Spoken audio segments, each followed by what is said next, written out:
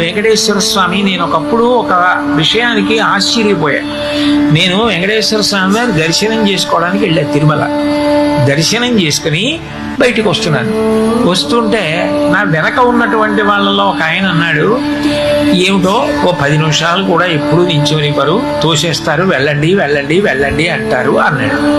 నేను నిజమే కదా, పాపం అలా అనిపిస్తుంది కదా అనుకున్నాను. ఇంకొక ఆయన కళ్ళు ఎత్తుకుంటున్నాడు.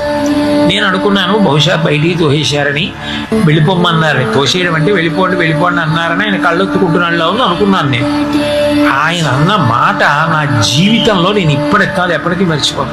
ఆయన అన్నాడు, ఎప్పటి నుంచి నించున్నాడు, కింద నించుంటే నాలాంటి వాళ్ళు కనపడరని ఆ పద్మపీఠం మీద కాలు కదపకుండా అలాగే నించున్నాడు కదా, నించుని కాళ్ళు నొప్పెట్టవా స్వామి, ఒక్క 10 నిమిషాలు నీ కాళ్ళు పట్టే అనుగ్రహం ఇవ్వవయ్యా, ఎంత నిలబడ్డావయ్యా మా కోసం, నిలబడి మమ్మల్ని చూస్తూ అలా ఉండిపోయావా, మేము కనపడలేదు అంటామేమో